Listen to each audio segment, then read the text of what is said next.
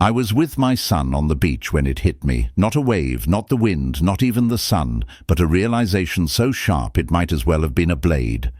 He was laughing, chasing the tide as it receded, his small footprints vanishing into the wet sand. He turned to me and said, "Daddy, come play." His voice was joy, his face was pure light. But mine was frozen in a hollow smile I'd mastered long ago, because as I watched him, something inside me whispered, "This is what presence looks like." And that's when I knew. She hadn't been present with me in years. Her body was beside me, but her heart had left the room a long time ago. That's the thing about emotional betrayal.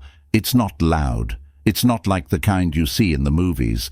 It doesn't crash into your life like a storm. No, it seeps in slowly, silently, like rot behind a wall. You don't notice it at first. You just start to feel less seen, less heard, less held. And one day you wake up next to a woman you once thought would be your forever and realize she's already halfway out the door. Not physically, but emotionally, she's gone. And the worst part, you helped her pack. Because every time she pulled away, you excused it. Every time she grew colder, you rationalized it. Every time she weaponized silence, you called it space. You thought patience would fix it. You thought love would call her back. But love doesn't work that way. Love doesn't beg to be noticed. Love doesn't plead to matter. I remember the moment I stopped trying to tell her about my day. It wasn't even dramatic. I just stopped. I'd bring up something, some small win, a joke I thought she'd like, and she'd scroll, or nod absently, or say, "That's nice," with a voice that sounded like obligation.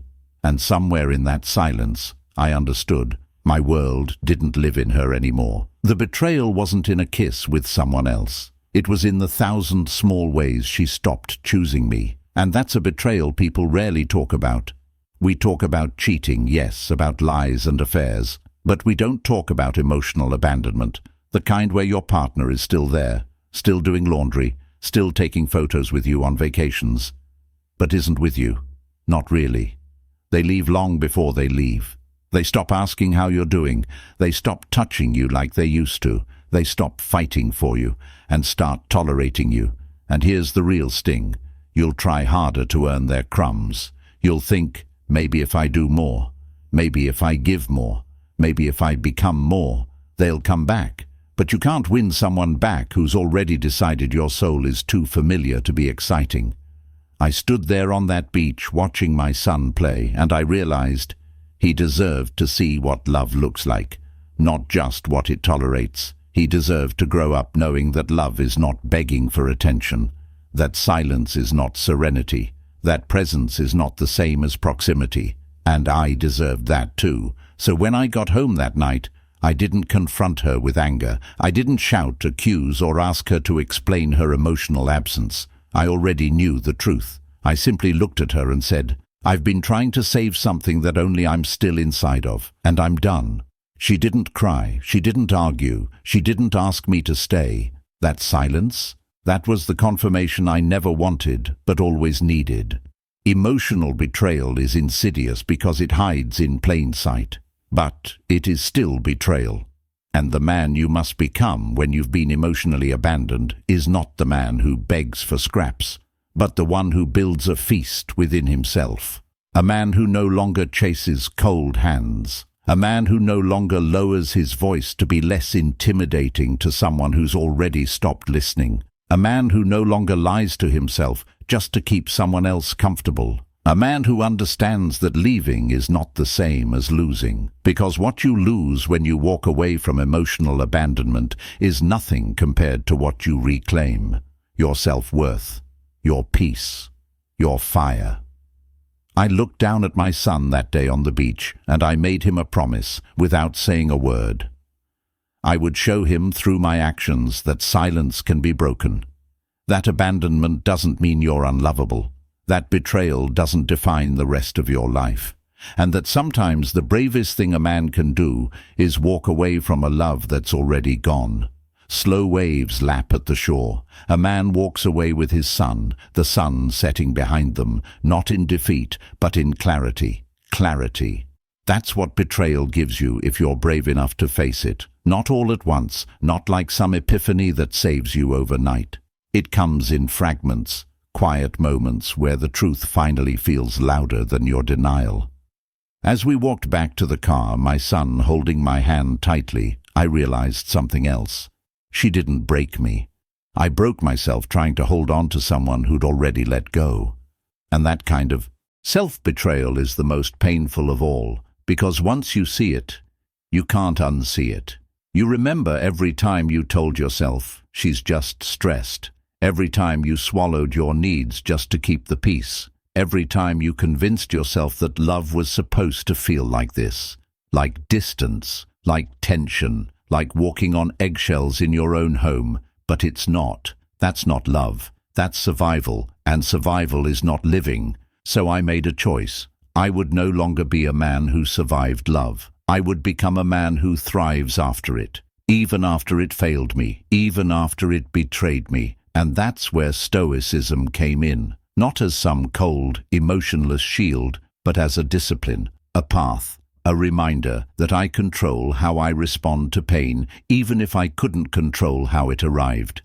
Epictetus said, "People are not disturbed by things, but by the views they take of them." I could see this heartbreak as a curse, or I could see it as a crucible. I chose the crucible, because what is forged there is real. Healing, you see, is not passive. It's not just time passing. It's what you do with the time. And the first step? It's not getting under someone else. It's not numbing yourself with distractions. It's not pretending you're fine. It's silence, intentional silence. Not the cold silence she gave me, but the kind where you sit with yourself and ask, who was I before I needed someone else to tell me I mattered? I started small. Morning walks before the world woke up, journaling without filters or pretense, reading Marcus Aurelius and reminding myself that my soul belongs to no one but me. And every day I showed up for myself in ways I used to show up for her. I made meals for myself, not out of obligation, but as an act of self-respect. I stopped stalking her social media, looking for signs of regret, because I no longer needed her remorse to validate my worth. I set boundaries with people who only called when they needed something, and I became deeply, ruthlessly honest with myself. I wasn't looking to be someone's everything again. I was looking to be whole, even if no one clapped for it. One day, my son asked, "Are you happier now?" And I paused, because I didn't want to give him a lie dressed in a smile. So I knelt beside him, looked him in the eyes and said, "I'm becoming, and that's even better."